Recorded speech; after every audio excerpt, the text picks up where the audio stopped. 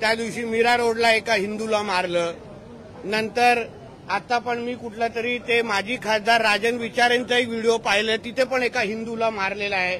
एवढा ढोंगणात ताकद आहे ना, जाऊन मोहम्मद अली रोड आणि नल बाजार, भेंडी बाजार मध्ये एका कोणाला तरी दाढी आणि गोल टोपीवाल्याला कानफडीत फडवा ना. ढोंगणात ताकद आहे ना तुमच्या. ते काय मराठी शुद्ध मराठी बोलतात की काय? त्यांच्या थोबाडातून कधी आम्ही मराठी ऐकलं नाही, अल्लाहू अकबर सोडून.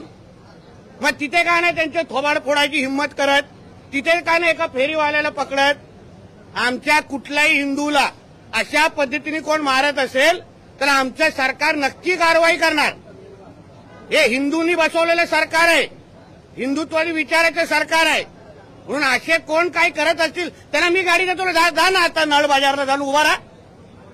तो काय तिकडले असलेले फेरीवाले जे मटण विक्रेत ते काय मराठीमध्ये बोलतात? तिथे आपली हिंमत दाखवायची नाही, सगळी छाती ताण करून की आमच्या घरी हिंदूंना दाखवायची.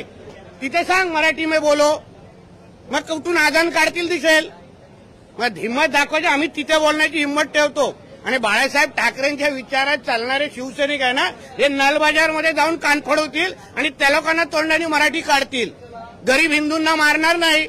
म्हणून अशा पद्धतीचे प्रकार वारंवार अगर आमच्या हिंदूंवर होत असतील ना, तर आमचं पण सरकार तिसरा डोळं उघडेल, हे तरी लक्षात ठेवावं.